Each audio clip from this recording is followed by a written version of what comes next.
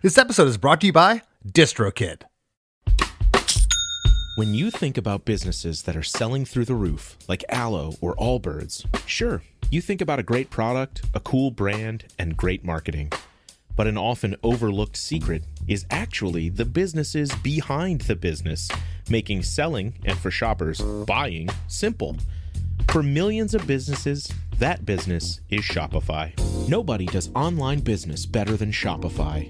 It's home of Shop Pay, the #1 checkout in the world. You can use it to boost conversions up to 50%, meaning way less carts going abandoned and way more sales going through to checkout. Sign up for your $1 per month trial period at shopify.com/income, all lowercase. Go to shopify.com/income to upgrade your selling today. That's shopify.com/income.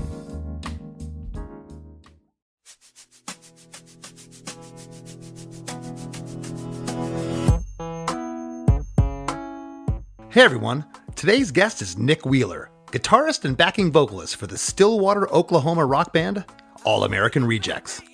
Together we dissect the writing, recording, and inspiration behind the massive hit single, Gives You Hell, taken from their third full-length album, 2008's When the World Comes Down. Nick's been here before on Chris DeMakes a Podcast, and it was an absolute pleasure to have him back. His music nerdery is on par with mine, and Gives You Hell was a blast to comb through with him. Nick was gracious enough to send a demo of the song prior to recording, and barring the final production bells and whistles, the demo is almost identical to the final product. Having the word hell in the title of a pop song could be problematic for radio, with Nick even mentioning that some label execs were a little worried about that very thing. But no need. The song is, to this day, All American Rejects' biggest hit, which was surprising to me. I mean, how much bigger can you get than their other smash hit, Move Along? But Gives You Hell crossed over into mainstream pop, and the rest is, well, history. So for all this, and a story about producer Eric Valentine feverishly splashing paint around the parking lot of the recording studio, don't touch that dial. Hey, have you heard? Chris DeMakes a Podcast. Hey, have you heard? Chris DeMakes a Podcast. Hey, have you heard? Chris DeMakes a Podcast. Hey, have you heard? Chris DeMakes a Podcast. Nick, it's been about 2 years since you were last here. You were a guest on July 9th, 2023 for episode 163 to discuss Move Along, which... That was 2 years ago? That was 2 years ago. Holy hell. Yes, sir. Which amazes me, and it also amazes me, the song we talked about, Move Along, gun to my head, prior to researching for this episode with Gives You Hell, if someone said, what's the All American Rejects' biggest song, bar none, I would have went with Move Along, for sure. And Gives You Hell has eclipsed pretty much every song in your career. This is your biggest hit. It's the song we always have to play last. Yeah. Yeah.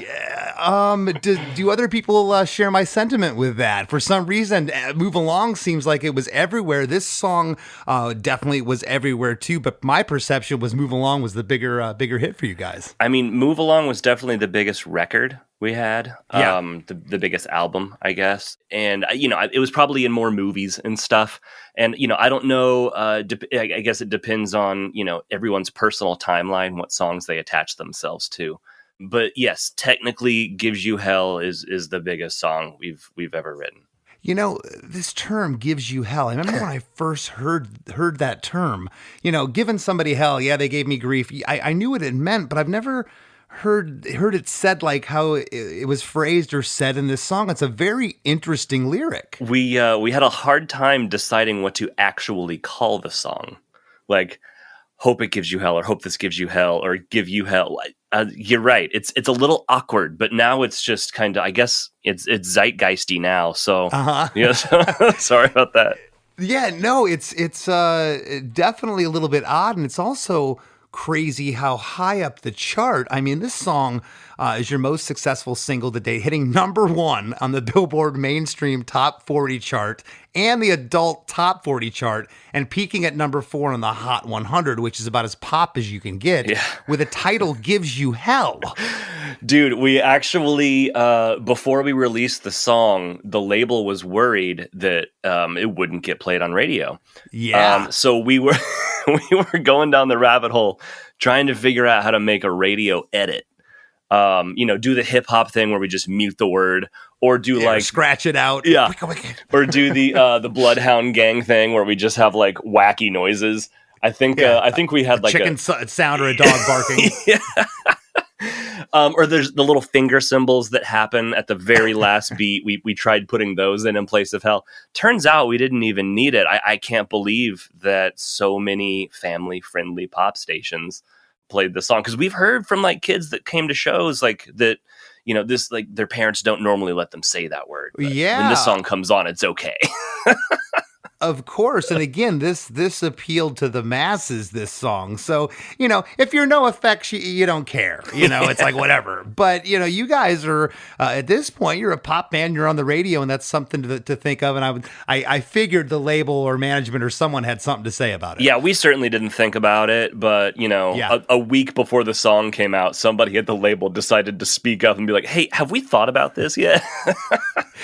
What Gives You Hell is from your third album, When the World Comes Down. It was released on September 30th, 2008. The single was released on the same day. The single certified 9 times platinum by the Recording Institute Association of America. For those that don't know what platinum means.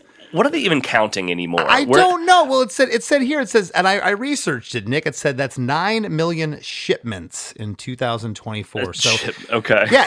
Is there 8 million still on the shelves and only 1 million people bought it? I don't know. And we don't even sell singles here in the States. Like, I bought singles when I was a kid, but, and then for a while we did sell singles in the UK, but like, I don't know how they like figure out how many streams equals a sale.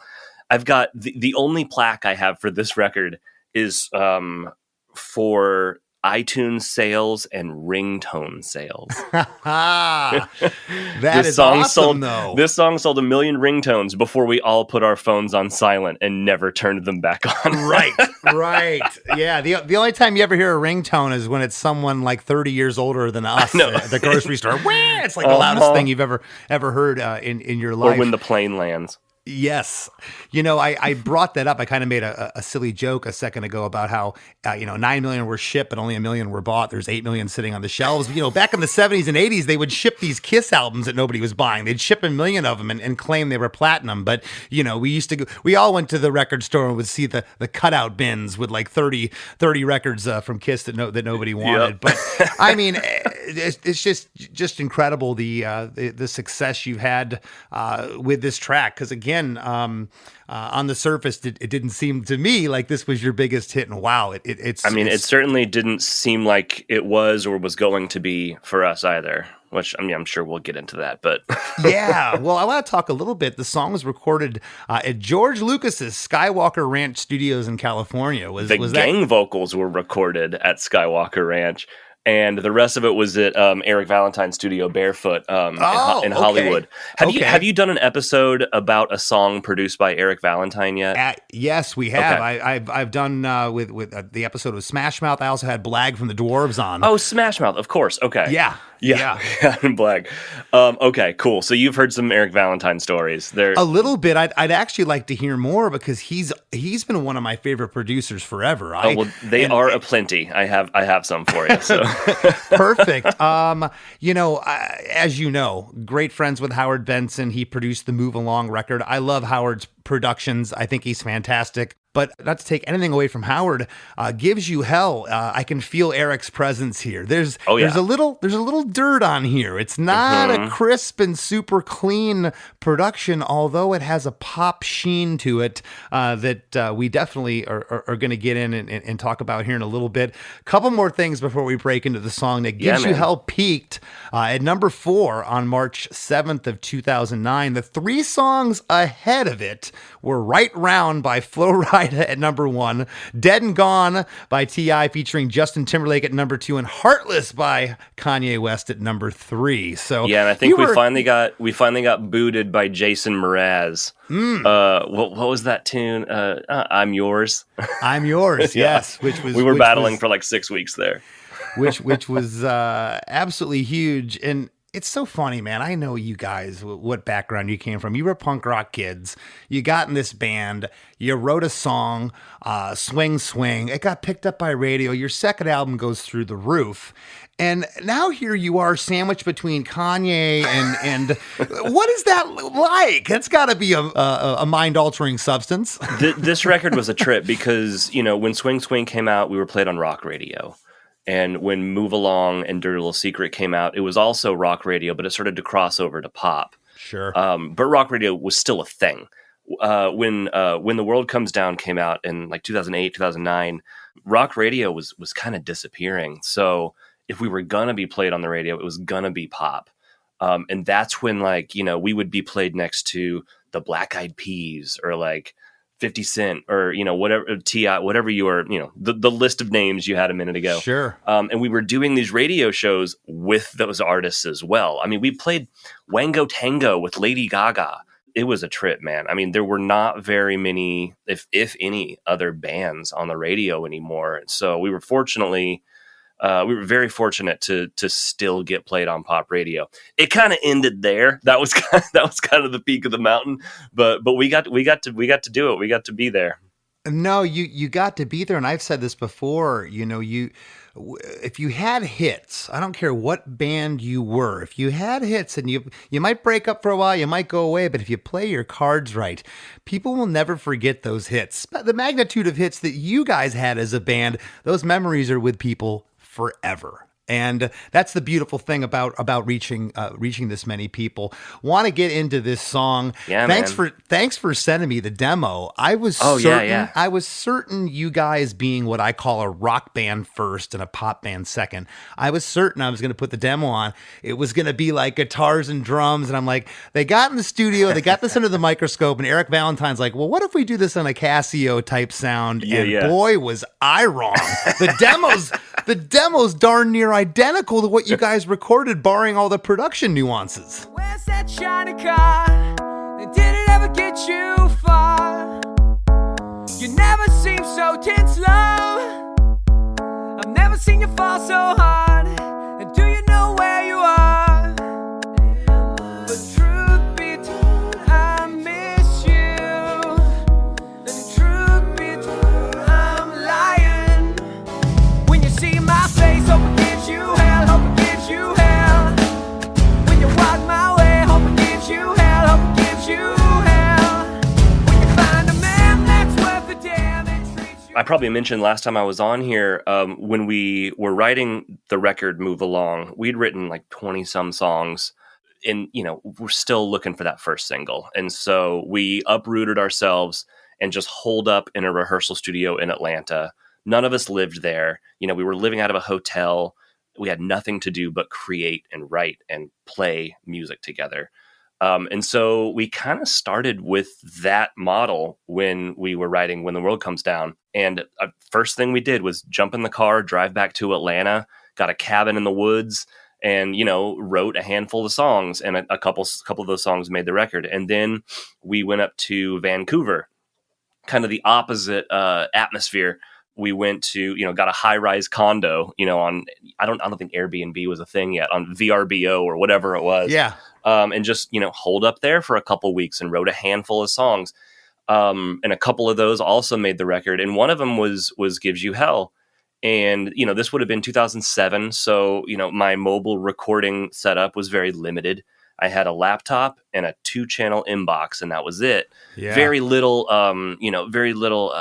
plug-in instruments, virtual instruments, and no amp modeling at all. So we had the acoustic guitar that we brought, and like the little Casio keyboard that we brought, and that was it. That was all the instrumentation we had, and I had a microphone. So all of these demos are very acoustic and electronic combined. So it's like drum loops and little keyboard sounds and acoustic guitars. And this is the one that, we kind of just stayed the course on that one. We didn't know. Man, I'm jealous because, and I'm not talking smack on the guys in my band, namely Roger, but I've written songs. I just called you out, Raj. I love you. I've written songs, Nick, with this intro that's done on a keyboard, and it has this drum loop, and it has this feel. Okay. And then like the rock part comes in and we go to do it as a band. It's like, well, no, we're going to play the intro like we would play it as a band live. You know that argument. And ooh, that's a scary place to jump off. And you guys committed here, man. I heard the demo and I'm like, they brought the darn Casio with them to record the actual track. Well, that's what we set out to do with Eric, and what really sold us on Eric. We're all really big fans of that first Third Eye Blind record. So of course we were just picking his brain about that. Which is killer. Unbeatable and timeless. And what we loved about Eric was, just how focused and passionate he was about making an organic record. And we were like, we've got all these demos with little drum loops and bells and whistles and keyboards and stuff. But what if we recreated those with organic instruments? And so we didn't take the Casio in there. We actually used a Whirly and a Rhodes. And instead of using a programmed drum loop, Chris was in there hitting shit. And then we built a drum loop out of actual proprietary noises that we captured. So you're blowing my mind because I swore that was a Rhodes at top, but at the same time I listened to the demo. I'm like, no, they just use the same keyboard, but that is a Rhodes in there. Oh yeah, everything on that record. There are no drum loops, no synthesizers, no nothing on that entire record. Everything is recreated. So what I'm calling the loop in here was actually played by Chris. Yes.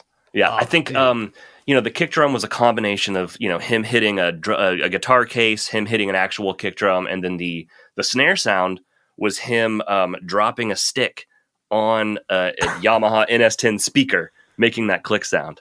I thought he was hitting a side stick on the metal of the snare. There's a fucking crap ton of percussion on that track. So many shakers, so many random guitar case hits, so many layers of noises. If you listen to just the percussion track, it's heavy. There's a lot going on, but it's all organic shit that Chris played. I absolutely love that. It makes me like the song even more. Which by the way, the arrangement of this. It's sick. We're gonna get into it now. No, you get 4 choruses, and the last chorus just beats you to death. It just keeps the hook going. I mean, we changed the chord progression so you don't notice.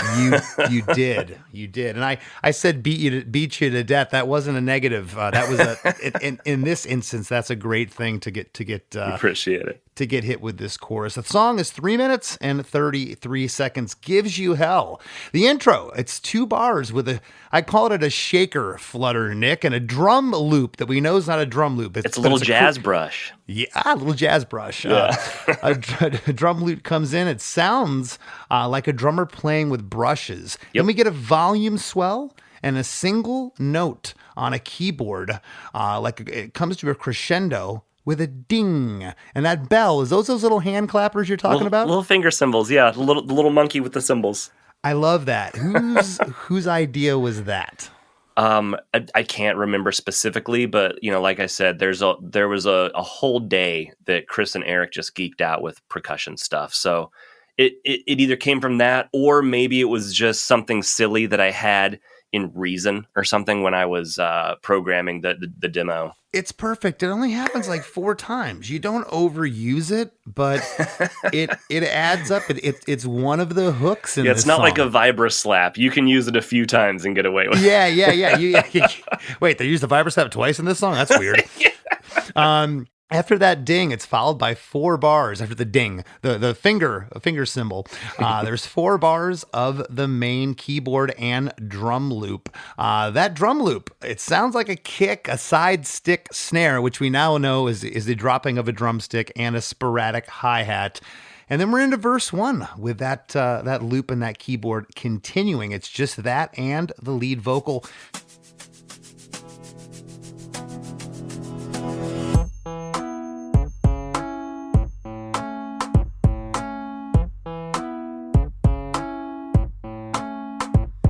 I wake up every evening with a big smile on my face, and it never feels out of place.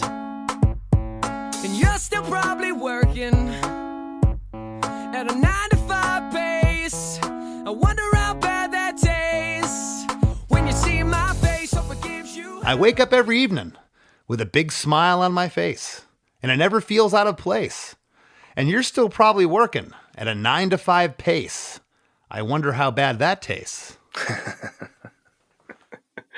Well, as I said last time, Tyson is the lyric writer, but I think any of us who have an alternative lifestyle or an alternative job can relate to this. Like, we were in our mid-20s, sleep until God knows when.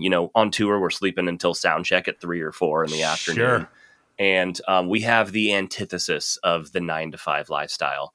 And yeah, this song is kind of just tongue in cheek, just kind of rubbing it in, And yeah, going back to that intro, I think that acoustic guitar swell is the only thing from the demo that made the final master. Really? So we kept that. Yeah, I was a big fan of the Tom Petty record Wildflowers, and You Don't Know How It Feels has this like kind of swell in the beginning. It's like this, like it's like a 6 chord or like something, kind of jazzy or kind of like almost ukulele sounding chord swelling in. So yeah, I totally ripped that off.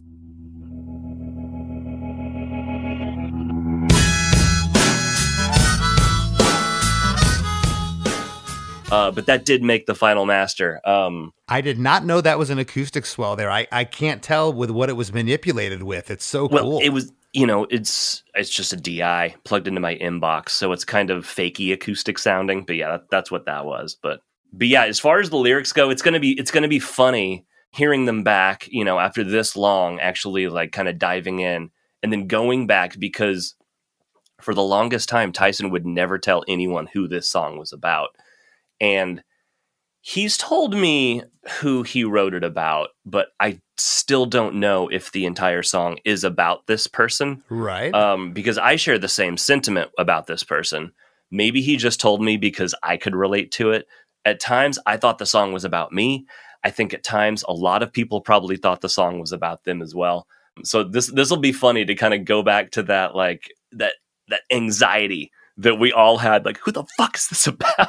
Well, and yeah, a lot of times I'll have guests on here where they're like, yeah, we'll talk about the lyrics, we'll comb through them, we'll give our opinions, but I didn't write them. Or how many of our favorite bands have we analyzed their lyrics? And right. You're like, what are they really talking about? And sometimes the best lyrics to me are ambiguous. I don't think these are necessarily ambiguous. Verse 1 here, whether you're on the side of being the alternative lifestyle, sleep until 3 p.m. till sound check, or you're the person working the 9-to-5 pace. We all wonder how bad that tastes. Does that totally suck? Is it that bad? Tyson's always done a very good job with taking a song that, might or might not necessarily be about a relationship or an ex relationship, and kind of spinning it to where it could ambiguously be about, an ex-girlfriend or something like that. I feel like maybe he kind of did that with this song as well, even though that's not at all who it's about, or at least that's what he told me. Right. Well, and regardless, sometimes we as artists get really close to stuff. Regardless who it's about, you got to think about the kid in Stillwater, Oklahoma that's hearing this on the radio for the first time. They're just connecting with the lyric. When you see my face, hope it gives you hell. Totally. And they're angry with their girlfriend or their boyfriend or their boss right now, or their mom and dad. Okay. Totally. I mean, this thing hits, it's really, really relatable. We get out of verse 1 and we come into the chorus. And is that a distorted synth bass that comes in, or is that just... That's the Rhodes. So the Whirly's doing the main lick, and then a bow, bow, bow. Rhodes comes in, and it's really low and kind of glassy and distorted. It's so good. That comes in over that loop. The lead vocal sounds doubled here in chorus 1. When you see my face, hope it gives you hell, hope it gives you hell. When you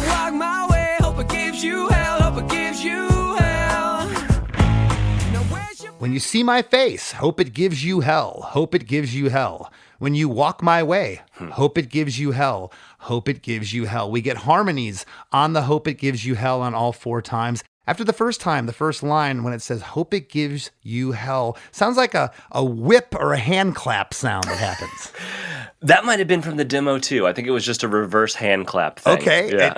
I was going to say, a lot of the demo sounded intact to me here. And if you didn't actually lift the sounds, which some of them you have, they sound awful darn close. Yeah, and we highlighted that moment in the video. And then every night live, Mike and I run across the stage to each other and like high five very violently right when that clap happens. I love that. Every band has their thing with that. We all have our thing, and it's like if you don't do it, you feel weird, you know? Yep, totally. It's like it held in a sneeze. The coolest thing happens at the end of chorus 1. We get a foreshadowing of what's to come later. We get this like with these huge guitars and that 3-noter. Dun, dun, dun. Yeah, that's actually a bass. Yeah, that's a bass. So that's a big distorted bass. I didn't know. It almost sounded like a baritone guitar with like a big muff on it or something. Just really. It is a big muff. Yeah, you nailed it. Okay. But yeah, so kind of the approach to this song. You know, when we wrote it, we used a bunch of quirky sounds, and you know, we were just having fun. Just doing silly things, silly arrangement choices, jazzy chords and whatnot. And when it actually came to record the song, which we weren't sure if we were even going to, you know, this is, you know, as I'm sure you've said a million times on the show, this is one of those songs that we were scared of and we didn't really want to put on the record. But, you know, the label was like, no, trust me, like, figure this out. And Eric, I mean, this is apparently, you know, now, after years later, hearing from Eric that this is what finally made him be like, okay, I have to do this record, was this song. It's like, okay, well, shit, well, I guess we got to figure this out. You know, we didn't want to just do the stomp, stomp, clap thing or the, you know, I think Weezer's Beverly Hills was really big at the time we were working on this record. We didn't just want to do the down, down, down, down with big distorted guitars necessarily. So we kind of tried to figure out how to, you know, with the use of percussion and, you know, just specific drum accents, and then actually using clean guitars and acoustics for the rhythms. And then on top of that, doing a distorted bass, kind of bringing it into, you know, taking it somewhere new or doing something different with it than the normal bow, bounce.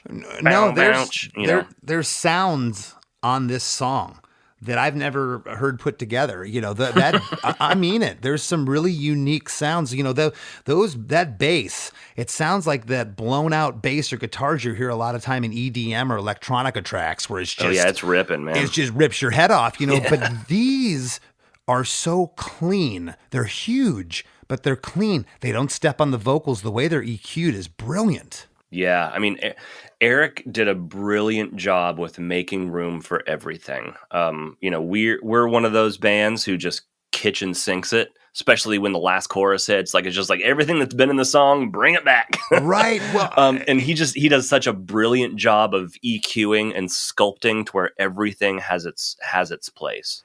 Well, this song is so interesting, especially at the end. You know, there's a little bit of slop here and there. It's not perfectly lined up for the song that it became in the pop world. Think about the songs that I mentioned, you know, that you were keeping company with here in the top 4. Those are pristine pop productions, and this is as well. But it's not the kind of production you guys had on the previous record. It's not. And, you know, as I mentioned before, we really loved Eric's approach, or him wanting to take the approach of creating something very organic. And, you know, he was like, okay, well, you guys like this Third Eye Blind record so much. Let's just, you know, do it like that. So we made the entire record to tape. And then, you know, we went to Skywalker Ranch, just like he did, you know, on the Third Eye Blind record. And, you know, it took fucking 9 months, but it was worth it because we got this thing that breathes. And, you know, without trying not to get too like inside baseball here. Like, if you open up the Pro Tools sessions where he dumped all the tape recordings to, it's not on a grid. He actually had to tempo map to Chris's feel, or, you know, just the way that it came out when we played it, because, you know, there wasn't, you know, he did a little bit of editing on tape, but, you know, it was pretty we spent a lot of time in pre-production and a lot of time tracking the drums just to get the feel right as it was captured on tape, and not, just hurry through, get something that sounded good, and then just edit it to a grid later. Well, you were getting the feel off the tape to your ears versus the feel off a computer screen to your eyes. Totally. There's a big difference, yeah. man. Because how many times have you looked and said, the kick is way early? Yeah, but does it sound good? It sounds pretty killer to me. I wouldn't move that. No, you're totally right. Now we're all seeing music as we create it. And you totally make different choices. You line things up with your eyes as opposed to like, oh, this guitar rakes in a little early on the downbeat, but no, that's what you want. Like that's exciting. Well, and that's what I said a moment ago, and I'm sure maybe some listeners kind of raise an eyebrow, like slop. You call? I don't mean slop like this song's out of time. It's sloppy. There's some grit here. There's some push and pull that you were referring to, and I can definitely hear that. We come out of chorus 1 and we're right into verse 2. Now where's your picket fence, love? And where's that shiny car? And did it ever get you far? You never seem so dense, love. I've never seen you fall so hard. And do you know where you are? Now where's your picket fence, love? And where's that shiny car? And did it ever get you far? You never seem so tense, love. I've never seen you fall so hard. Do you know where you are? This is the verse I thought was about me because I just bought like my first nice car. You got the royalty check for the last record. You're like, yeah. Yeah, I was finally driving something other than my parents' hand-me-down minivans, and I was like, oh fuck. I was like, because also, like, we've had our ups and downs. Like I'm sure you guys. You're in a band, of course. It's a family dynamic. It's a chosen family, but a family dynamic nonetheless. And yeah, like it's not just party time all the time. Like we had lived together for almost 10 years at this point, and we're having growing pains. Writing together, just like trying just trying to figure out what the fuck are we going to do with this next record. And yeah, sometimes you wonder if there's like, just a rift or maybe resentment building, within the band or whatever. And so, yeah, this is when it kind of started to sneak in. I was like, oh shit. Like, I think verse 2 might be about me. I'm not sure. Well, I don't care who you are. You live in the close quarters that we do, especially those early years when you're trapped in the van and you're 5 guys to a hotel room. It becomes a lot after a while. Some cool things here in verse 2, right after the first line. And now, where's your picket fence, love? We get the ding, a little finger symbol ding, and we get that shaker flutter from the top that comes in.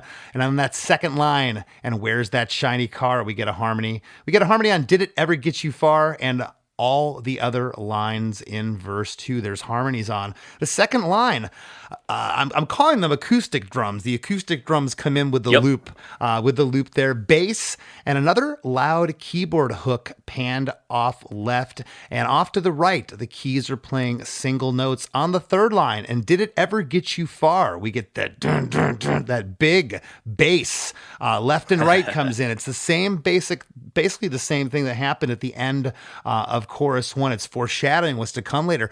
Very cool that you were that sporadic with its use. That'd be hard for me because it sounds so cool. Yeah. And, the arrangement of that, there was no distorted bass on the demo. There were no live drums on the demo. Maybe there was like the gang vocal part later. Maybe we put some like program drums or something, but this was all very like calculated on how to develop the song. I forget at what point the distorted bass came into the picture, that was going to be the feature, and that was going to be what drove the choruses, and not like, big electric guitars or whatever. Gotcha. But yeah, I remember this verse specifically and exactly how it develops, and getting those live drums in and bringing in other layers, and sometimes not even realizing it needed it, but Eric being like, there's one ingredient missing. And I remember one night chasing it and like doing some strummy acoustic guitar stuff, the song's in E. So like, when you play in E and you leave the top two strings ringing open and stuff. Sure. And it sounds a little too coffee shop, but like I was fucking around with stuff like that. And like, no, this isn't right. And so we're like, let's call it, we worked fucking 12-hour days, 6 days a week for 9 months on this record. So there were long days. So if this was the end of the night, it would have been fucking late. And we're like, let's call it. Let's come back in the morning and readdress it. I came back and Eric's like, I got it. All you do is just finger pick what the whirly's doing on the acoustic. Yes. And I was like, oh, that's all you were talking about? Like, we could have done that last night. Well, I was like killing myself. And so yeah, just a little bing, bing, bing, bing, bing, bing, and he's like, that's it. But like little decisions like that are like, he's just so mad scientist and inside the song, but not to a point where it's detrimental or where you're too far down the rabbit hole and making terrible decisions or decisions that don't even matter. Like the stuff that he chased was always worth it. Yeah, and sometimes you have to abort. You have to get out of the studio. This isn't working, and you come back, and sometimes like the easiest idea, and or maybe one of the ones you came up the very first inclination or the first instinct ends up being the one that you use. After verse 2, we get into pre-chorus 1.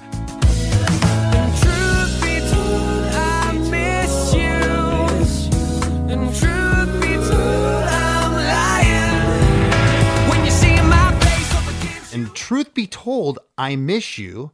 And then we get a call and response in a lower register, I miss you. And truth be told, on the truth, it's Ruth. I said Ruth instead of truth. That's held out. It's a backing vocal left and right. We get harmonies on And Truth Be Told. We get harmonies on the second And Truth Be Told and on I'm Lying. And it sounds like there's a clean guitar here playing an arpeggio off left with the keys. There's a Rhodes as well as like, a big hollow body guitar thing going on too. And we're going to get into it a little bit later when we get to pre-chorus 2, but I love what the drums do here in pre-chorus 1. And then pre-chorus 2, they're like doubly, is doubly a word? They're doubly as busy. Now. Yeah, it is now. They're doubly as busy as what happens in pre-chorus 1. And how this song builds is awesome. Chorus 2 comes right off pre-chorus 1. And this is your first full chorus in the song.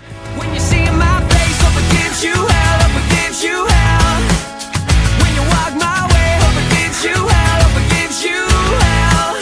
If you find a man that's worth the damn and treats you well, then he's a fool, you're just as well. Hope it gives you hell, hope it gives you hell. When you see my face, hope it gives you hell, hope it gives you hell. When you walk my way, hope it gives you hell, hope it gives you hell. If you find a man that's worth a damn and treats you well, then he's a fool, you're just as well. Hope it gives you hell, hope it gives you hell. And there's, the genius in Tyson's lyric writing is he can spin it to where here it's, if you find a man that's worth a damn, treat you well. This is kind of what made it. I remember at the time, I totally forgot about this. I remember a lot of people were calling it the you ought to know, but for guys. Yeah. It kind of has that venom.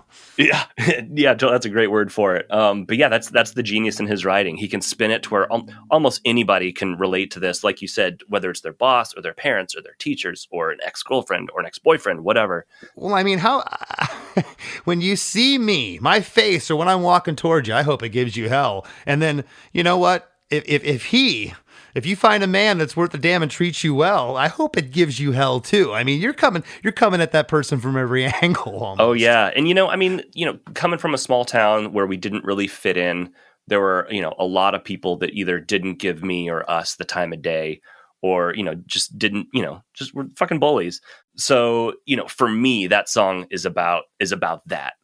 When those people see me, I hope it gives you hell. So yeah, literally anybody can grab a lyric or a verse or the chorus of this song and just relate to it and use it immediately.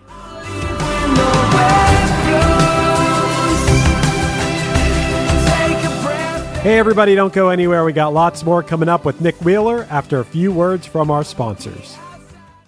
Looking to elevate your music career? DistroKid is a digital music distribution service that enables musicians to distribute their music to online stores and streaming platforms such as Spotify, Apple Music, YouTube Music, Amazon, Tidal, and many more. DistroKid collects earnings and payments, sending them to you, the artist. With DistroKid, artists unlock a world of possibilities. From easily paying collaborators with splits to securing your music with DistroLock, DistroKid covers all bases. Plus, you can promote your releases with Hyperfollow and create eye-catching visuals with a Spotify Canvas generator, all for free. But that's not all. Introducing the DistroKid app, now available on iOS and Android. Artists can manage their releases, view streaming stats, and withdraw earnings, all from the palm of their hand. And for those looking to perfect their sound, check out Mixia. With its simple interface and customizable mastering options, artists can make their music sound polished and professional within minutes. And don't forget about Instant Share, DistroKid's newest feature. Share large files securely with collaborators, producers, and more, ensuring your music streams at the highest quality. Ready to take your music to the next level? Download the DistroKid app and explore their suite of tools today. Plus, listeners can enjoy 30% off their first year by visiting distrokid.com/VIP/DeMakes. That's distrokid.com/VIP/DeMakes. Close your eyes, exhale, feel your body relax, and let go of whatever you're carrying today. Well, I'm letting go of the worry that I wouldn't get my new contacts in time for this class. I got them delivered free from 1-800-CONTACTS. Oh my gosh, they're so fast. And breathe. Oh, sorry. I almost couldn't breathe when I saw the discount they gave me on my first order. Oh, sorry. Namaste. Visit 1-800-CONTACTS.com today to save on your first order. 1-800-CONTACTS. The Red Hot Clearance event is on right now at Burlington, and I'm excited for the markdowns. It's all about savings on top of savings throughout the store. This is when I stock up on styles for my closet, home decor, and much more because there's up to 70% off other retailers' prices on clearance. I mean, I'm going every day because these prices, too hot to miss. Burlington. Deals, brands, wow. Styles and selections may vary by location. On WhatsApp, no one can see or hear your personal messages. Whether it's a voice call, message, or sending a password. To WhatsApp, it's all just this.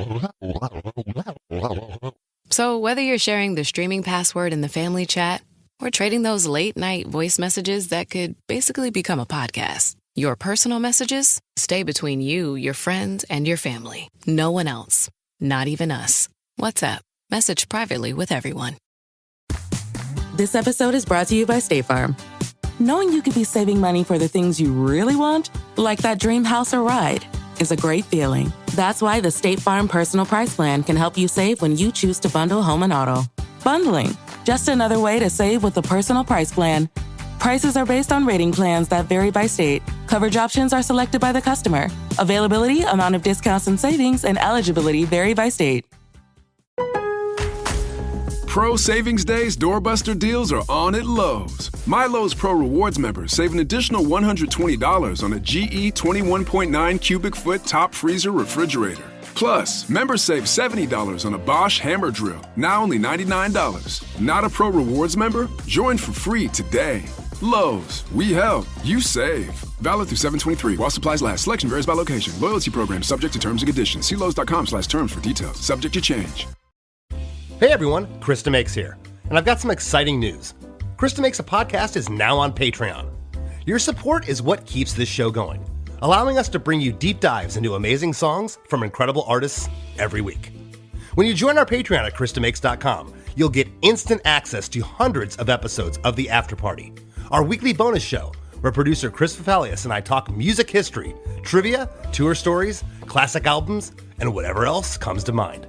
Plus, you'll get early ad-free episodes of Krista Makes a Podcast, unedited video versions of each episode, and, of course, a brand new episode of The After Party every single week. If our show brings you a little joy, help us keep it going strong for just a couple bucks a month at chrisdemakes.com.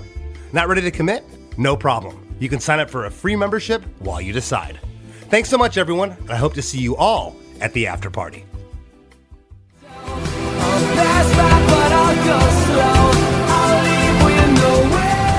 And now, back to the show. Well, chorus 2, the drums, bass, that loop, and those big, chunky bass guitars with that big muff are all in here. And I'm hearing what sounds like a high synth that's super tucked back, or is that a guitar feeding back super tucked back?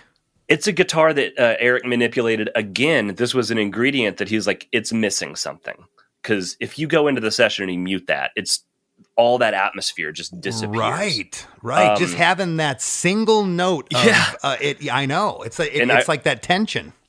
I remember him being like, him having something specific in mind, not telling us what it is or how to achieve it, but just making us chase it. And I remember just being like, or maybe it was just quarter notes that he put a delay on. I don't know, but it's when I finally heard it, I was like, oh, okay, never would have thought of that, never would have heard that myself, but you're right.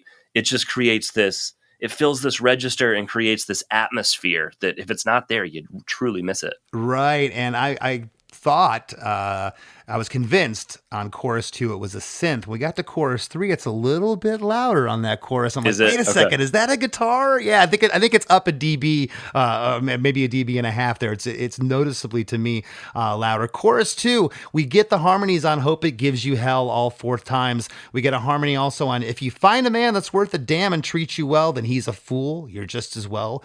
Hope it gives you hell." And then Tyson just sings "Hope It Gives You Hell," and then we get the cymbal clap ding into a 4-bar loop re-intro with that funky guitar solo, man. And I say funky, not like Parliament Funkadelic.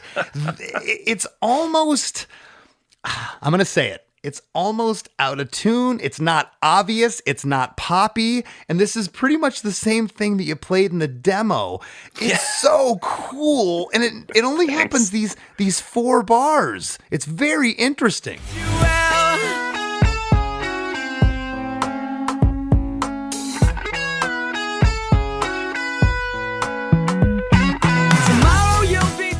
I mean, at the time, we didn't think anything of these decisions. You know, what the song became was like, let's see how much of the formula we can challenge. Like, let's see how much of the silly shit we can do. It's almost got like a pop song, a Hawaiian feel. It seems out of place. There's a lot of 6 chords in there, so that gives you that kind of ukulele like Hawaiian vibe. But yeah, like, you know, it continued into the studio. You know, you were talking about those tom fills going into the chorus. I remembered something yesterday when I was kind of going back and, you know, prepping for our conversation. He actually put the microphones that were on the toms and ran them through guitar amps and mic'd those.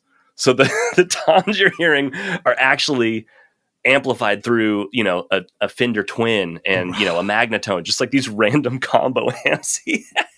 Wow. And he's obviously done that before. Maybe not. Maybe he's just like, hey, let's try this. And we were kind of doing the same thing when we were writing it. We were just having fun. I mean, you know, like I said, these were just quirky sounds. We were very limited to the instrumentation we had. So we're like, I'm sure this is going to be a rock song later on, but for now, let's just have fun with it. Right. And so, you know, we had that quirky drum loop, the little whirly thing, and then this solo. I mean, yeah, that's like I hit a wrong note on purpose and then bend it up to the right note. You know, that's jazz. You're only a half a step away from the right note at all times. Well, I wrote almost out of tune. Yeah, I mean, jazz. The jazz cats were almost out of tune all the time. That was the beauty of it. But and the fact that this comes after, you know, there was a little teaser chorus before. But we always appreciated that we were able to pull off a guitar solo after the first chorus. You know what I mean? It's genius, and it's not a guitar solo that takes your head off. It's very different. I've never really heard anything like it in this magnitude of a pop song. It's cool. Thanks. Yeah. Again, experimentation is, you know, this is a crazy story, but to get that tone for that guitar sound, for that guitar solo, we were listening to a lot of Queen as well, and A Night at the Opera was like in heavy rotation at the time, and that song, Easy Like a Sunday Afternoon, or Crazy Little Thing Called Love. Not Crazy Little Thing Like Love. Something like a Sunday afternoon. Lazy like a Sunday afternoon. Yeah. There's this like super can vocal and stuff like that. And I think they got that sound by putting the headphones in a paint can and then putting a microphone on it and re-miking the vocals like that.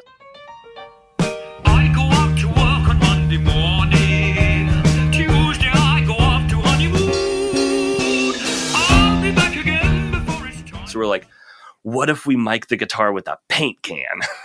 And so, like I said, Eric is a mad scientist, and his studio, while at the time not aesthetically pleasing, was immaculate when it came to acoustics and isolation. So there was no window. Like anybody who's ever seen a recording studio knows there's that big window in between the control room and the live room. Right. Well, that causes sound leakage. Any window, no matter how thick the glass is or how far apart the two panes are, like any window causes sound leakage. So he just put a wall there, and he has like this like closed circuit TVs everywhere. So you can see. It's like the paranoid neighbor. It totally is. Yeah. So he's got TVs everywhere, and that they also feed are taking a feed from security cameras. He's got one out in the parking lot. And necessarily so because there was a break-in, and some of my shit got stolen one night because we left the door unlocked. It was a hard drive with a lot of the demos, so I was so happy I had this demo to send to you. But anyway, we're just like farting around in the control room, like I'm just kind of practicing the part, figuring out how to play it. And we're like, where the fuck did Eric go? And we look up at the TV, and he's out in the parking lot. We're like, what the fuck he's got a tarp, and he's like got a paint can, and he's just like slinging paint, like trying to empty this can. I guess he had a paint can, not an empty one, but he was getting us a paint can, and then he drilled a hole in it and put the microphone inside the paint can, and then put that up against the speaker. And that's the guitar tone for that solo. What? You guys did have a lot of time on your hands. 9 months. I mean, this guy's emptying paint cans outside. Hey, man. I mean, we were lucky. This was 2008. We were coming off a record that sold a couple million copies. So labels were still giving you money then. We had a lot of money for this one. Yeah. Good for you. And also, I mean, God bless Eric, man. He was one of those producers who was all in. We just gave him a lump sum, fee, and he was like, as long as it takes. And then any expenses that we incurred along the way, whether it's food or going up to Skywalker Ranch or, bringing in a 30-piece orchestra and getting to go to the Warner Brothers soundstage for that. He just took care of it all. And I think Tyson even slept in the apartment above the studio for like the last half of the record. Like he just took care of us, man. It was unbelievable. So different time, man. We don't get to make records like that anymore. So anytime I get to like reminisce and talk about this time, it feels otherworldly. Like did this ever happen? Was there ever a world? Yeah, no, and that's so cool. You got to experience that. Less Than Jake got to experience a couple records where we had the hotshot producer, and we were out in Malibu, and those days are long gone. I love verse 3, Nick, because verse 3 wasn't on the demo. You repeated verse 2. Oh, really? Okay. You repeated verse 2, so this wasn't here. And I'll tell you what I love about verse 3. You come out of chorus 2, and as you said, we're already in a guitar solo, and I'm calling it chorus 2 because we got a half a chorus earlier, but it's the first real chorus. That 4 bars, okay, it's the guitar solo. It's this little interlude. Now you only do a short little verse here, a pre-chorus, and you're back in the chorus again. It's G. No, it's awesome. Don't bore us. Get to the chorus. I'm so glad that you guys made that decision and went. What was it like on the demo? Was it still a half verse? No, it was verse 2 again. Just the whole verse. Yeah. Oh shit! All right. Yeah. Cool. Unless I listened to it out of order. I don't believe I did. Meaning I listened to it a couple times, but I mean that might have been that's the beauty of pre-production, and again a liberty we don't get to take anymore when making records. As often the writing and the demoing process becomes the final master. We've essentially recorded this record twice because we spent weeks all just huddled in the live room. I say huddled. The live room's fucking massive. So we're all like 40 feet from each other. Just playing through all these songs and making arrangement decisions like that you don't really have the liberty of doing, or if you do, you have to go in and chop it up in Pro Tools. You know what I mean? That demo you came in with wasn't just a skeleton demo. I mean, that was pretty darn well far along and thought out. Verse 3. Tomorrow you'll be thinking to yourself, yeah, where did it all go wrong? But the list goes on and on. Tomorrow you'll be thinking to yourself, yeah, where did it all go wrong? But the list goes on and on. Each one of those lines we get on the first one, it's like a ooey ooh, and the second one's an ooh ooh, and then we get an ooey ooh backing vocal on the third line. But the list goes on and on. On the last on, ping ponging left to right, you hear the vocal. Little nuances like that, whether you guys or Eric thought of it or not, the list goes on and on. That makes me feel like you're thinking of it. Because it's ping ponging, Oh, totally. It just fits with the lyric to me there, and every time that part came up and I was hearing it over and over, it was like it was another goosebump moment for me. Like, that's cool. Yeah, I think that probably would have been Eric's chorus echo, but yeah, he's analog everything is so fun to watch and to witness and to learn and to just soak all that in. But speaking of this verse, I don't know at what point the new lyrics and the new melody came in. But another thing that Tyson always does that's great is when another verse comes around, he doesn't necessarily just put new words or plug new words into the same melody. So the way this verse starts is it's a brand new melody, and he's always done really well with that. It just holds your attention, and it's not don't Boris get to the chorus. It's another part of the journey that you just keep tuning in and listening even closer and closer. It's funny you mention that, because coming out of that 4-bar guitar solo, when I've heard this song many times before, but it's been a second. When I was listening to this third verse, I was like, wait, are we in the bridge now? Because the melody is different. It doesn't feel like the other verses, which is testament to me to good songwriting. But yeah, he's kind of gradually found that style, and with all these backups you're talking about as well, every record we've made, there are more and more and more backups each and every time. I mean, if you listen back to our first record, there might be some direct harmonies, here and there, maybe a doubled lead vocal, but there's not a lot of harmonies. And so, when we were even just a 2-piece, it was really easy to recreate those songs live. Second record with Howard, he introduced some new ideas, vocal pads, stuff like that. And then Tyson just ran with that. This record got a little more embellished, and there's some counter melody shit going on. Fourth record's ridiculous. We can't recreate all of those vocals live. He's kind of reined it in a little bit these days for our new tunes. You're like, Tyson, you finally painted yourself into a corner, pal. You don't have 5 larynxes and voices. Yeah, we're not all like Mongolian throat singers. We can't do 2 notes at a time. Verse 3, we get the loop, the acoustic drums, bass, and new clean stereo guitars playing a beautiful arpeggio. That's what you were, I think, talking about a little bit ago. Was it in that verse? Yes, it's in that verse. And again, like, he just does a beautiful job just sculpting that and just making it fit so well. And yeah, it's just another ingredient that happens one time and never comes back. And the way that he helped us just develop the song was pretty magic.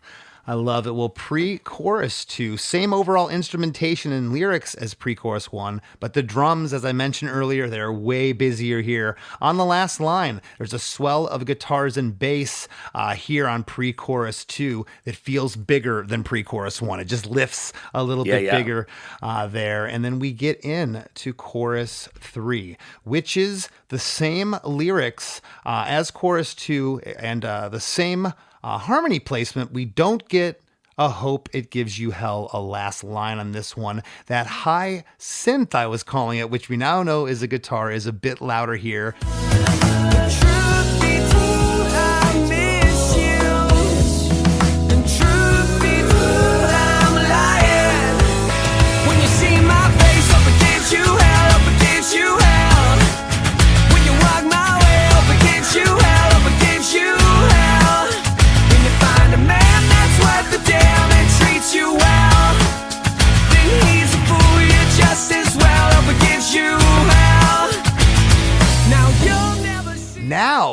in this chorus, I'm really hearing acoustic guitars. I know they're in there before, but man, they got cranked up here, and you can really feel the percussiveness of those acoustics, and it makes it so heavy. You know, maybe this chorus had doubled acoustic guitars. Maybe they all did. I'm not sure, and he just turned them up.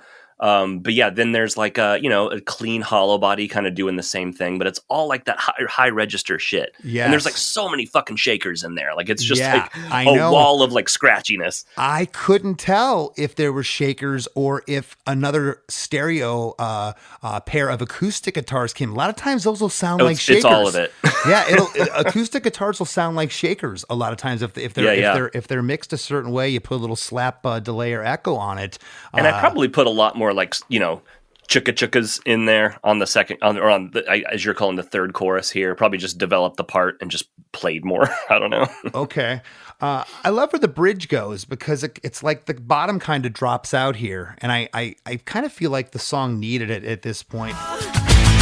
Now you'll never see what you've done to me. You can take back your memories, they're no good to me. And here's all your lies. You can look me in the eyes with the sad, sad look that you wear so well. Now you'll never see what you've done to me. You can take back your memories. They're no good to me. And here's all your lies. You can look me in the eyes with the sad, sad look that you wear so well. Interesting. This song, there's not a lot of rhyme scheme in places, and he gets away with it. When I'm reading it on paper, I'm like, oh, it's kind of weird. It doesn't really rhyme. But when you're listening to the song, it doesn't hit me like it doesn't work. And some lyricists and some vocalists can get away with that and some can't. Yeah. I mean, he does a great job with it. And again, like every time, if you dissect this song, you're like, it literally feels like it was an assignment to do everything that shouldn't work. Like, this shouldn't rhyme. You should do jazz. Put a fucking half diminished chord in a pop song. No, fuck you. Like, that shouldn't work. But then I think that's where the fun came. Like, I'm glad you're saying this because I wanted to say all this to you. I didn't want to hurt your feelings. I said slop earlier, referring to this amazing, huge song of your career. But we're speaking the same language here. Yeah. This on paper, this song shouldn't have worked to the level that it did. It's pretty cool. No, and again, changing up a melody, for the third verse, and then this bridge is. I remember writing this bridge, and we just caught a wave, man. It was late one night in Vancouver. We were writing this song, and as you do when you're writing a song and you go to a bridge, like, let's just go to the fucking minor six. But then the chords that I guess I found or were just fucking around with, like, beyond that, again, shouldn't make sense. And the melody and the lyrics that he came up with in this section, like, it's not a pop song bridge, but it was fun to do. And then those little guitar noodles that come in, the guitarmony, like, oh, it's well. Let's talk about that. So the start of this bridge, the chords in this bridge remind me something that Earth, Wind, and Fire would have done. It's so left of center for sure. Put that in a pop song. No. It's these jazzy chords, those six, the diminished, and some of the minors you're using here, especially on the back half, which we'll get to one of those chords in a second. But the very top of the bridge, it's just that distorted bass and sporadic ride cymbal. After the first line, we get some oohs. Panned off left and right with harmonies on those. And love the second vocal pad. There you go. And another vocal pad after They're No Good to Me, panned left and right. After the line, and here's all your lies, you can look me in the eyes. At first, this sounds like a Foreigner or Styx keyboard part. And I'm again going, what is this? I will actually say thank you. I love both of those bands. and as do I. Wow. The sound manipulation here is tripping me out because I now know, and the more I listen to this, I'm like, is that a guitar with a keyboard? Or wait, is that two guitars? I think two guitars. It sounds like keyboards, man. And it sounds like something on a Styx record from 78 or 79. I mean, you can listen to some of our early stuff. Like, there's even some guitar harmonies on Swing Swing. I was a big Thin Lizzy fan. Oh, hell yeah. That's awesome. Grew up on, a lot of 80s, hard rock shit. Obviously, we weren't going for that here, but that's certainly, what influenced me to, come up with a weird guitar line and then come up with a harmony for it too, I guess. But I remember, I don't know, I feel like it was random, but in order to accomplish the part and the notes that I wanted to hit, I remember having to tune the guitar differently every time the chord changes. So, whoa, really? So that it was playable. So yeah, that part it's impossible to play as it was recorded. Yeah. But we kind of transposed it and, did some trickery to be able to pull it off live. But it's awesome. Again, I that's one of those parts that you put in a demo and you're like, well, this is clearly going to be muted, or we're not going to recreate this for the master. Like, this is I'm just having fun. Yeah. But no, why not do it? Well, I've always said, and I'm very careful, not so much anymore, but when we used to have A&R guys, we were attached to a major at the hip. You'd have them coming along and be like, I always said, be careful what you put down in a demo, because someone at the label is going to get demoitis and want that. You're Totally. Like, that was just that was a placeholder, that guitar noodle. That wasn't supposed to be there. Well, what do you mean? Totally. And I think the reverse is also true on the next record that we put out. It was like the early 2010s, and guitars were a lot less prevalent. So anytime there was a guitar solo, the label wanted us to like replace it with like a synth or something. So maybe the way we got away with it on this record was the guitars and the guitar solos didn't necessarily sound like guitars. They, they could be synths. I don't know. Yeah, no, you fooled me a couple times. I also like here when it says, with the sad look that you wear so well. When Tyson says sad, it goes to like a D minor. It's like the saddest chord ever right there, which is perfect. It reminds me of that On and On ping pong vocal where I picked up on that. That's a happy accident, because, or maybe it was subconscious, because I remember writing this bridge. I remember playing these chords and finding what's the next weird chord we can go to. And so, yeah, I don't know what came first, the chord or the lyric, but you're totally right. They kind of mirror each other. No, it's supposed to be sad. The lyric's sad in that context, and the chord is sad. It's perfect. I also absolutely love that the kick and snare come in early before the next chorus. They come in halfway through the last line as a setup. If the line would have went and then it would have came in, it would not have hit you. That placement is absolutely brilliant. Halfway through that line, it sets up chorus 4 so well. And was it like that on the demo? I don't recall off the top of my head. I'm not sure. I can't stress to you enough how much we didn't think about stuff when we wrote this song, and think it was just stream of conscious with a lot of stuff. So if it is on the demo, it just felt right in the moment, I suppose. No, the drums have to come in there. It's genius. It's so good. That's one. I kept listening to this part. I'm like, what is it about this? It's so cool. It's like, they go to the rock part halfway through the last line of the bridge. I also love, there's no harmonies in this bridge. It makes it a little more personal from the vocal that's coming from Tyson. Of course, you get those backing pads. And then right before we get into chorus 4, we hear like a woohoo. We hear people partying in the speakers off left and right. And then we get a whistle. All of a sudden, Coach Wheeler's walked into the room. It's like in Paradise City, just like random fucking whistle. Wait, where's the whistle? Wait, where's the paint can? Hey, totally. And we get into chorus 4, which is awesome. It's just kick, snare, and gang vocals.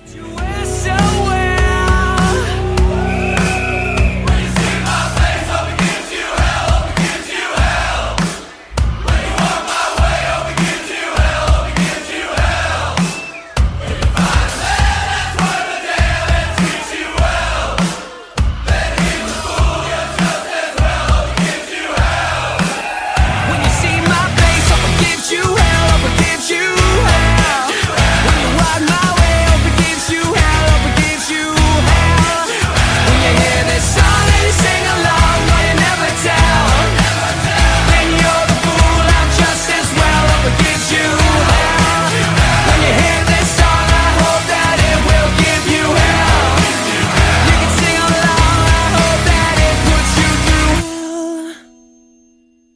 see my face, hope it gives you hell, hope it gives you hell. When you walk my way, hope it gives you hell, hope it gives you hell. If you find a man that's worth a damn and treats you well, then he's a fool, you're just as well. Hope it gets you hell. On around the third line, we get audible talking and yelling.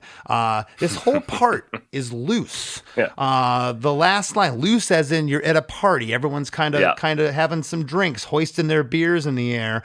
The last line, hope it gives you hell. We hear a whistle panned off left. And then I wrote, the high synth comes in really loud, as does the big, I'm calling them stereo guitars, but it's that bass. And we now know that's not a synth. Those guitars come in super loud here. Yeah, man.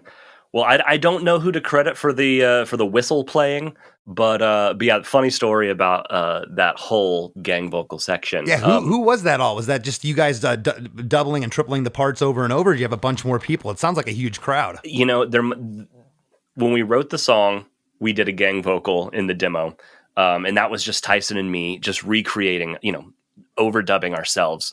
And it was like I said, we were writing this kind of late at night, just having fun. So we actually did have a few beers in us, and we were in a condo with neighbors. I'm sure they didn't appreciate it, but we were just shouting at the top of our lungs, writing the song and having fun. And those might be mixed in there too. I don't know.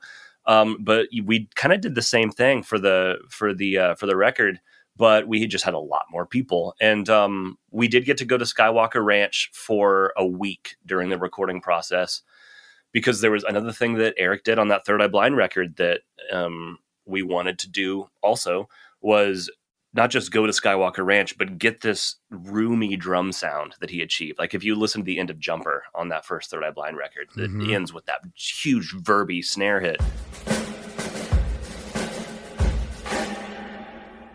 And he got that by putting the drums in a booth, like you would in any studio. But then you've got this football field length live room that he just puts up a pair of room mics in. And we literally went to Skywalker Ranch and spent God knows how much money for a week just to record that pair of room mics. And then the last day we were like, what else can we do here? Like, how can we really get our money's worth? We ended up, recording some piano. There's a piano at one end of this football field. Let's put the mic at the other end and record the piano like that. We brought in some backup singers for another song on the record called Falling Apart. And then we were like, you know what? We got a big room that fits a lot of people. Let's bring in everybody who's here and do gang vocals for Gives You Hell. And so in the same spirit that we did it for the demo, we all just we're like, oh shit, no, we have to be drunk to do this. So I wish I could find the picture. Our A&R guy came up for the end too. So he's in there. He's actually in the video too. He's on the roof with the megaphone. But he came in. Everybody who was at the studio at the time came in. I think we even had Eric come in, and the assistant engineer was recording us. We all like I said, we had to be drunk for this. So we hadn't been drinking all day. So we're like, oh fuck, how do we get there? So we all just started shotgunning beers. Hey, it's time to do this. Yeah, we got to get ready for the gang vocals. So we literally were shotgunning beers. And I remember in the picture of us all doing gang vocals, our A&R guy is holding like a fucking 24 pack of Coors Light, and we're all just plastered doing this. So we're like, we got it. That's awesome, excellent. So then we all go home. We drive back to LA. We have a weekend off or something after that. And then I remember coming back into the studio on Monday, and Eric is going through all the stuff we had recorded up at Skywalker. And the first thing he does, he just looks up. He's like, you guys just don't sound drunk enough. What? I think what had happened was we got so fucking wasted so fast that like the anxiety kicked in, and we were like, you sober yourselves up. Yeah, we did the opposite, which was we tried to hold it together for these gang vocals. So we did more layers of gang vocals back at Eric's place, totally sober but acting drunk. And we had more friends come in. So there's probably 20 different people in that gang vocal section. Listen, if a gang vocal's locked, it's like a hey, ho, or whatever in a pop song. again, for this song, this part almost shouldn't work. It's really loose, and it's a bunch of drunk dudes, and yet this is on one of the biggest pop songs of the 2000s. It's so cool. When we come out of that gang part, I said that high synth we now know is guitars. Those come back in super loud. When you see my face, hope it gives you hell, hope it gives you hell. And then we get a hope it gives you hell gang vocal after that. When you walk my way, hope it gives you hell, hope it gives you hell, with a gang vocal, hope it gives you hell. There's no harmonies up to this point until the next line. The harmonies come in. When you hear the song and you sing along, but you never tell.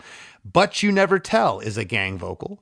Then you're a fool, I'm just as well, hope it gives you hell. Hope it gives you hell, gang vocal. When you hear this song, I hope it will give you hell. There's a harmony still on that. going? Yes. Hope it gives you hell, gang. And then we're at the last line, Nick, where it wraps up after you've heard the chorus so many times, which is perfect because the title's a little weird. You have to wrap your head around gives you hell. So we have to hear it that much. You can sing along. I hope that it puts you through. And it's just Tyson's voice saying hell with the little ding finger symbol. And that ends this bizarre track that's the biggest song of your career. Bizarre in a killer way. Oh, and we didn't talk about it, but when the gang vocal section comes in, that's when the chord progression changes. Yes, and on this last chorus. Let's talk about that. Was that, I don't recall if that was on the demo. The chord progression does change on the demo, but it's a different one. I think we changed it even more for the final recording. But I think the idea there was not just do the 1/6/4 thing in the like the other choruses. I think when the gang vocals come in, everybody's drinking, everybody's partying. We change it to a more kind of like traditional like bar song chord progression, and I think that was intentional when we were recording. But again, like I think doing little things like that somehow let you get away with playing this fucking chorus. What is that, 5 times now? It's a lot, and you just made a mention of going to the simple. I say simple, the more obvious chord changes with a gang vocal. Think Flogging Molly or Dropkick Murphys. Totally. They're not going to take this into some, crazy Beatles left of center. They're going to stick, with it and have that gang vocal. Yeah, we're done with all the jazz. Let's just do the thing. Yeah. I think that's a perfect way to tie up this song. And listen, man, thanks for coming back for this to be on the show again. Thanks for having me, man. It's always an absolute pleasure to break down songs with you. I'd love to do it again, and maybe we will sometime. But before we break, this is pretty cool. You guys are going to be on the Long Beach date of the Warped Tour. Yeah. We thought we were done with the Warped Tour, but no, she's coming back. I know. So I hope to run into you out there. I will definitely come. That'd be sweet. Come look for you guys, and a big fall tour. Now file this under. I think that Less Than Jake could tour with All American Rejects. I really do. Absolutely. I'd have no problem. I think it'd be a great bill. I don't think Less Than Jake could tour with the Jonas Brothers, but you guys are going to go out and do it this fall. That's awesome. Yeah, we're gonna play our first stadium shows. I don't know how it happened. Our manager Megan worked some magic. Our new we have a new agent as well. Yeah, we got some new tunes coming out, and this is our full-time job again, and we're not fucking around. We're gonna go play for a lot of people. We're stoked. Oh man, that makes me feel so good to hear. There's a lot of the bands that had, again, I'm going to say it again, that had the hits. You look at My Chem, they went out and did their stadium thing, and it's like bands are able to do that. They've had this history, they had the hits, and as you know, the longer that we go along, I can't believe it, but it seems like my band and your band, we're amassing more fans. I always was worried the fans weren't going to continue to listen, like when they're going to go away, and they're coming in droves still. And a band like yours, I know they're coming in droves. Congratulations. Thank you so much. And this the cool thing about living in this like streaming era is that bands are getting a lot more new fans because they'll hear a song and they'll receive it as if it's a new song. It doesn't have that, like, you can't turn over the CD and see what year it came out and be like, oh, this is old. You know what I mean? So like we're not only seeing like a lot of people that might have come to our shows, 20 years ago, but now bringing their kids and whatnot, but there's like new fans that found us on TikTok or, or maybe it just came up on a playlist or something. So that's something that's really cool because it's not just your parents' music. No. And a good product, go back and listen to this track, go back and listen to Swing Swing, go back and listen to Move Along. 3 different records from you guys. They all sound great. They're timeless in that respect. And, as to your point, a 12-year-old kid doesn't have the CD to turn over. He's hearing this for the first time. I mean, all 3 songs I mentioned, they only sound dated to me because I know when they were recorded. But to some kid, they're a brand new song. That's beautiful. Yeah, appreciate that, man. Thank you. And yeah, I mean, we're so fortunate to get to play these songs again and to get to go on such a massive tour. That's going to be a trip. But yeah, I think the last time I was on your show, we were about to do our first headlining tour in what would have been like 11 years. Yes. And man, the excitement and the, not just the joy, but the drive and the just the need to be creative again and put out more music and create more art has really picked up since then. And we went to the studio last year again for the first time together in a very long time and did a cover of Flagpole Sitta, which have you done that on your show? Because you totally No, I've been wanting to get them on forever. Harvey Danger. I hear that guy's very elusive. We tried to contact him to like ask permission. Do you mind if we do this? We played a radio show with Harvey Danger in Austin, Texas in 1997-98 when we were doing the radio circuit. We were on Capitol. We played with Marcy Playground. We played with Dishwalla. Yeah. We played with Third Eye Blind. Us, Third Eye Blind, and Goldfinger, and in the heyday. And Blink 182. That was in April of 99. And you remember the month too. Holy I remember because I was just out at the Punk Rock Museum, but I remember because Semi-Charmed Life had just got on the radio. Yeah, man. Like very few people knew who they were. The odd man out at that show with us and Goldfinger and Blink. But that's wild. Yeah, the next thing you knew, it wasn't a month later. They were the biggest band in '99. But yeah, man. I mean that was our experiment, and it solidified that like, oh no, we need to stay in the studio and we need to make new music again. And so I think probably by the time this comes out, we'll have had 2 new songs released, Sandbox as well as Easy Come Easy Go. And yeah, we're just getting started, man. We're planning on putting out a record at the beginning of next year, and not just going and showing up at the state fair and playing the hits. Like we're trying to figure out how to do this again. I love it. Man, that's so cool. Give all my best to the guys, and all the best and on your continued success. Thanks, man. We'll see you at Warped.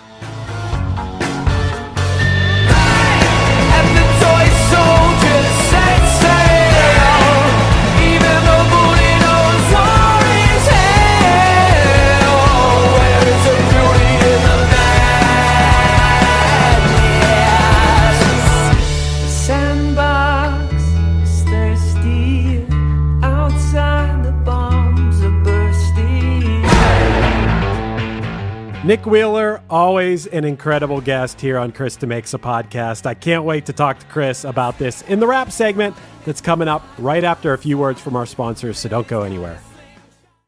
The McDonald's Snack Wrap is back. You brought it back. Ranch Snack Wrap. Spicy Snack Wrap.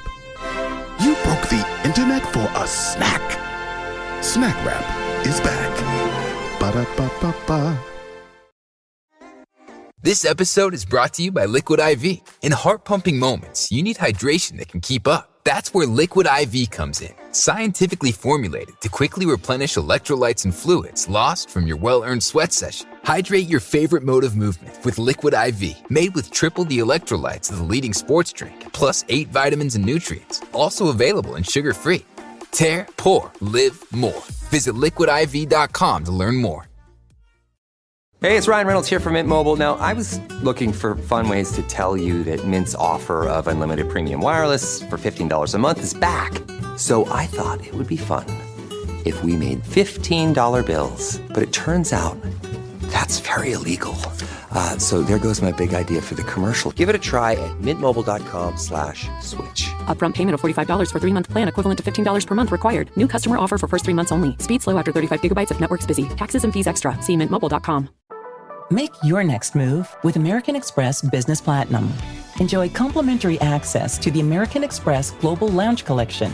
And with a welcome offer of 150,000 points after you spend $20,000 on purchases on the card within your first 3 months of membership, your business can soar to new heights. Terms apply. Learn more at americanexpress.com/business-platinum. Amex Business Platinum. Built for business by American Express. Eczema isn't always obvious, but it's real.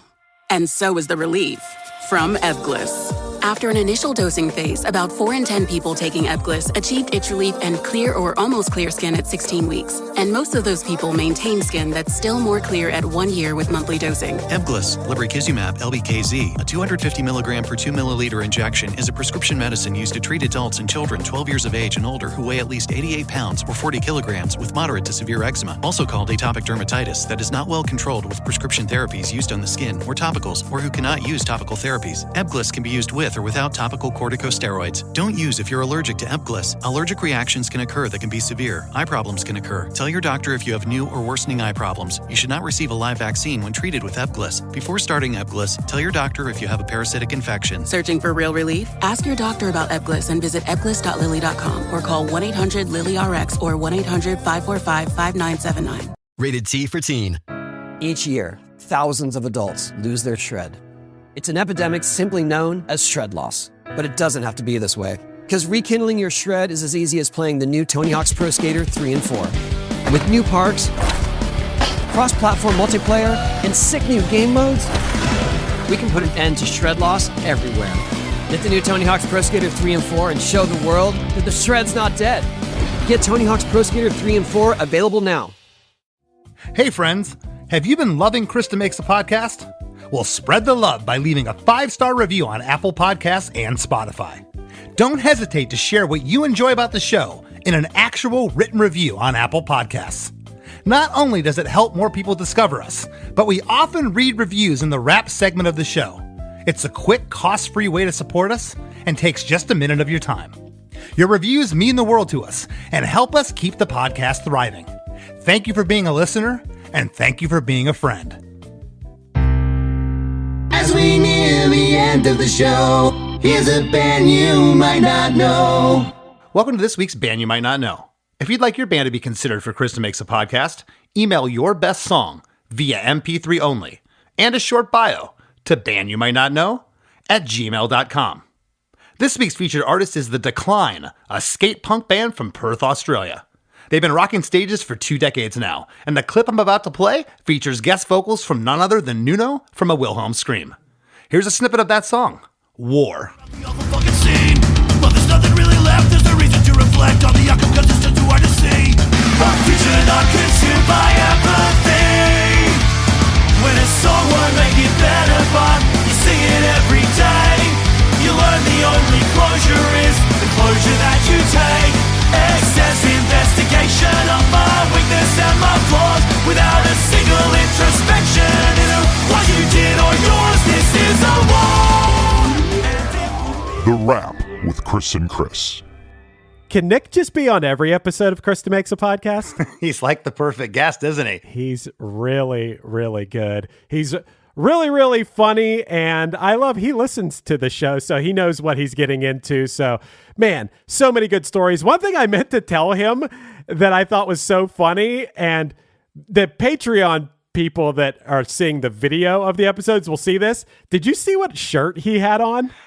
I didn't notice. What was it? He had a Harry and the Henderson shirt on, which I wanted to tell him that is the most I saw that is the most incredible t-shirt I've ever seen in my life. I don't know like where he got that, but it's so awesome. I love it. Yeah.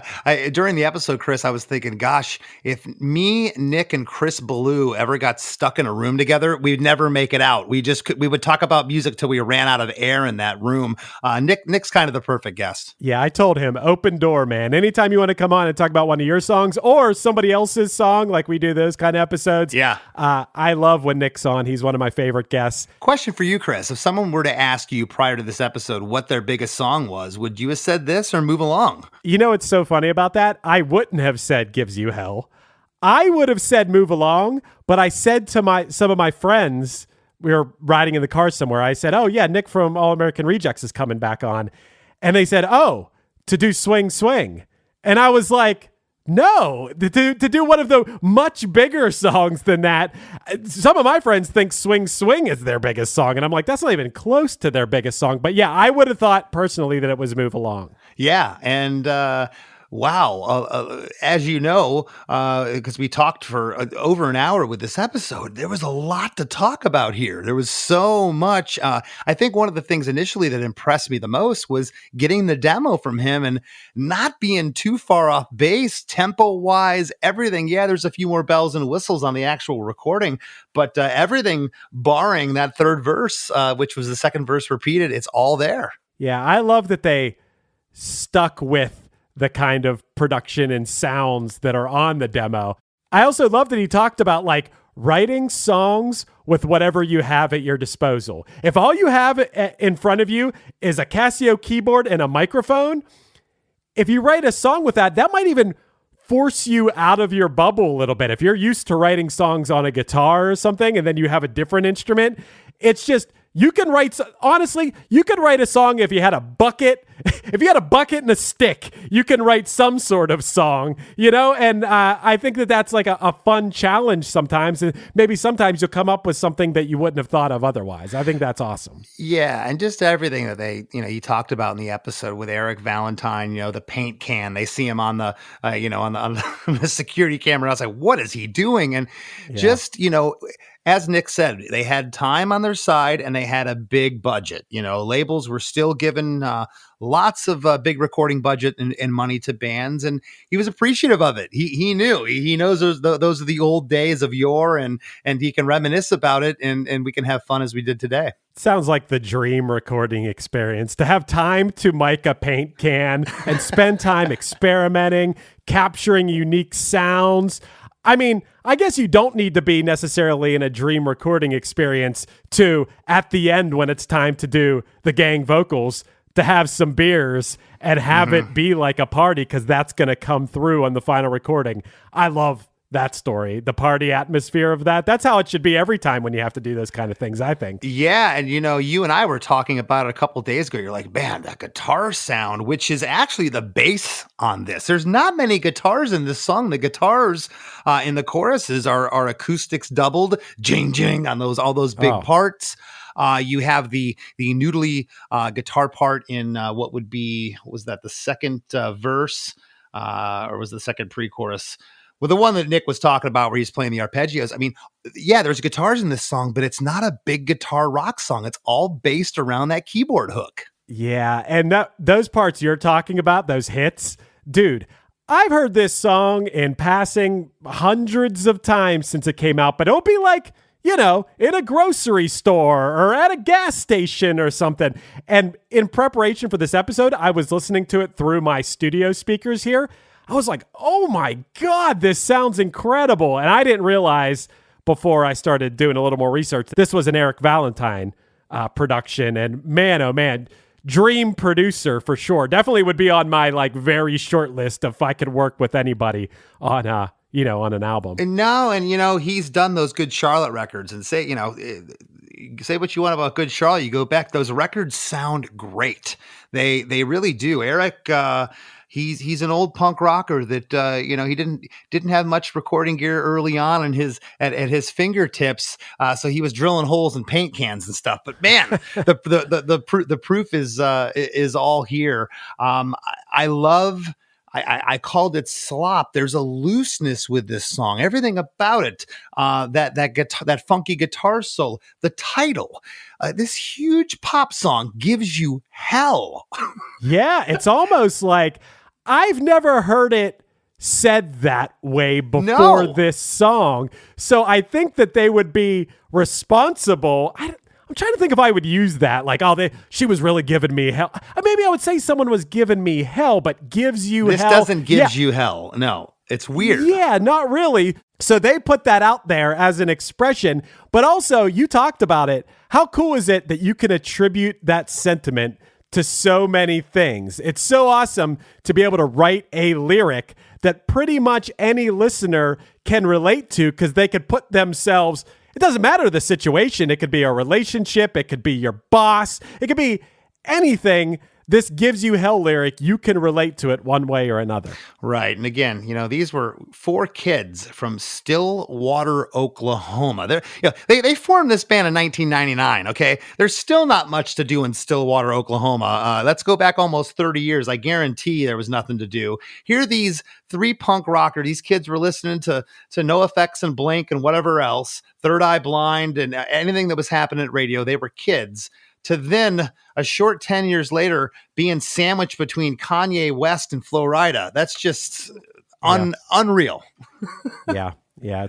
It's really, really awesome. This band's been good for a long time. And I love to hear that they're back at it, making music, doing just like your story with Less Than Jake. It's like doing bigger things than ever, going on a stadium tour with the Joe Bros. I don't know, Chris. I think maybe Less Than Jake could tour with the Joe Bros. You did tour with Bon Jovi. We certainly did. Hey, if the Jonas Brothers happen to hear this, we'll loan you our horn section for the tour. If you take us out on the stadium, we'll be the parking lot band. We don't care. But there you go. Yeah, man, super cool. You got a review for us pulled up this week, Chris? Or are we just going to talk about people giving us a review? No. Hey, if you like the show, go leave us a 5-star review on Apple Music or Spotify. On Apple Music, you can actually leave a written review. And Chris, I may have read this review before, but it made me laugh out loud when I read it. So I'm like, even if I read this one on here before, I'm doing it again. Okay. This is a 5-star review from King Tony 23, who titled his review Simply Wonderful and said, "Some of my favorite songwriters have been on this show, and some of my favorite songwriters DeMakes. Couldn't ask for much more out of a podcast, but it'd be kind of cool if you all just started talking about sports betting on occasion." Really? Yeah, they want to hear our sports betting takes, which I could give you lots of those. Well, but very interesting comment, King Tony 23. What was it? King Tony 23. Very interesting comment because, Chris, and we're going to get in. Well, this is a perfect segue to talk about our Patreon. But our Patreon supporters have told us when we do our after party podcast, which you can find out all about over at ChrisDeMakes.com. But when we do the after party podcast, they like when we stick to the music centric episodes. They don't like when we go off. And I remember someone said specifically, I don't like when you veer off into sports trivia and different stuff. But King Tony wants us to talk about sports and sports betting at that. King Tony, maybe he's the draft king. Maybe that's who it is, the actual draft king. But thanks, King Tony 23, whoever you are out there. I have a sneaking suspicion I know who King Tony 23 is, by the way. But yes, 5-star reviews. And of course, if you love the show, the most direct way to support us is heading to ChrisDeMakes.com and signing up for our Patreon. Chris, I got to tell you, yesterday I was looking at our Patreon, and it's like hundreds and hundreds of posts. And I was like, God damn, I'm proud of us for how much cool stuff we have made. So I hope people that listen also think that. Well, I hope so too. And I don't know. I guess the proof would lie in the fact that we just celebrated not too long ago our 5th year anniversary. So 5 years and counting. You've kept us on the airwaves. We appreciate that. I want to thank this week's guest, Nick Wheeler, for coming back for the second time and sitting in with us. And we'll catch you next week. Hey, I'm Chris Fafalius, producer of Chris DeMakes a Podcast and also host of One Hit Thunder. Each week on the One Hit Thunder podcast, we take a look into a one-hit wonder band or artist to determine if they deserved more success or if they were lucky to even have a hit at all. We've covered When in Rome, Jaquan, Shanice, Yellow, Squirrel Nut Zippers, Jesus Jones, Positive K, Mazzy Star, and hundreds more. With new episodes every Wednesday and special guests from the worlds of music and comedy, we always have nonstop fun, and maybe, if we're lucky, we discover some new favorite music. So if you love great songs and you often find yourself asking, whatever happened to that band? Check out One Hit Thunder wherever you get your podcasts.